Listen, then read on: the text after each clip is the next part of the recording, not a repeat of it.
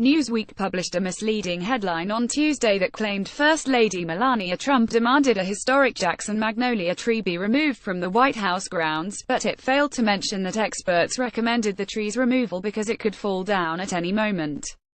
Melania Trump orders removal of the near 200-year-old tree from the White House, Newsweek tweeted from its verified Twitter account. The same text is used as the headline for the story, which is essentially fake news and paints Melania Trump as a tree-hating villain. The First Lady did order the historic tree to be removed, but only after specialists determined that it needed to be removed. The tree has long been supported by poles and wires and posed a hazard for anyone standing near it. Newsweek's bias and disdain for the First Lady and our administration was on full display when they actively chose to use a false headline instead of practicing responsible journalism.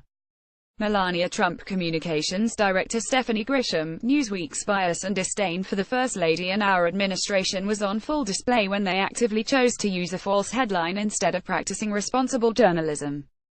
This is why Americans' trust and confidence in mass media continues to fall, Melania Trump Communications Director Stephanie Grisham told Fox News. Media Research Center Vice President Jan Gaynor mocked the publication for partaking in the usual war on Trump that has become a hobby of the main media. They either find something to attack him on or they just make it up. Gaynor told Fox News.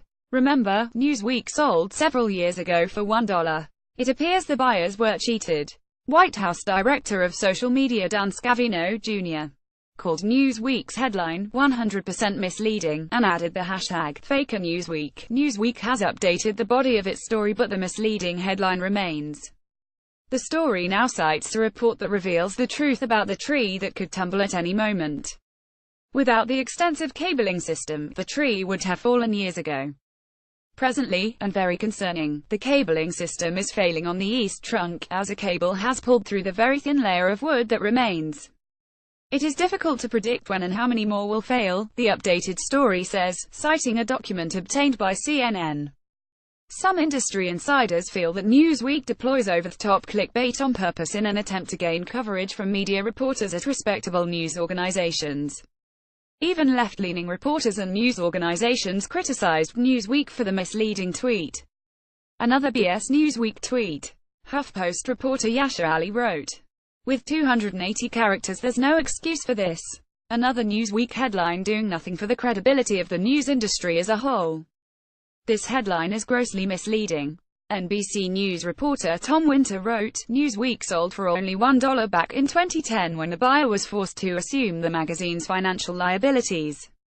The magazine has issued at least 20 corrections in 2017 and even has a page on its website dedicated to its mistakes. However, it has not been updated since September. The magazine admitted to over 50 mistakes in 2016 and recently issued an embarrassing retraction about a story that falsely detailed the life of the Las Vegas shooter's girlfriend with salacious information that turned out to be fake news. The tree, which was planted in the early 1800s, is scheduled to be removed later this week.